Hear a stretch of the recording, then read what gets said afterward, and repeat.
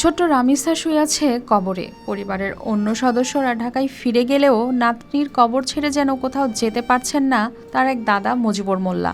অপলক দৃষ্টিতে দাঁড়িয়ে আছেন কবরস্থানের পাশেই। তিনি হয়তো এখনও বিশ্বাস করতে পারছেন না তার নাতনি আর কখনো দাদা বলে ডাকবে না তাকে।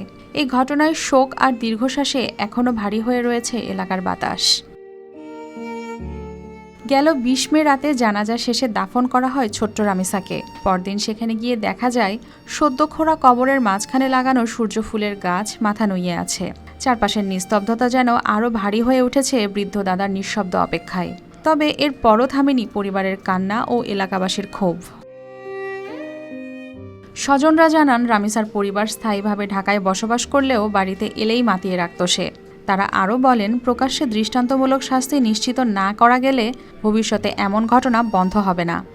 যে চলে গেছে সে তো আর ফিরে আসবে না, কিন্তু আমরা চাচ্ছি এই রামিসার মধ্য দিয়েই যেন শেষ হয় 72 ঘন্টা ময়েশ্চার লক সমৃদ্ধ লিলি বডি ওয়াশ। শিয়া বাটারের গুডনেস স্কিন রিপেয়ার করে রাখে সফট ও গ্লোয়িং।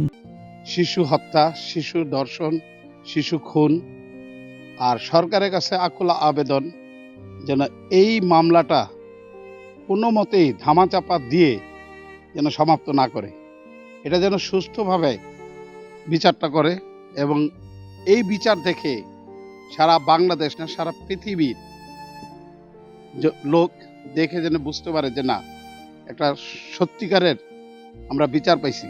রামিসার মৃত্যুতে শুধু একটি পরিবার নয়, পুরো এলাকায় নেমে এসেছে শোকের ছায়া। আর ছোট্ট শিশুটির কবরের পাশে দাঁড়িয়ে থাকা বৃদ্ধ দাদার নিঃশব্দ অপেক্ষা যেন প্রশ্ন ছুড়ে দিচ্ছে, এমন নিষ্ঠুরতার বিচার কবে মিলবে। News desk, RTV।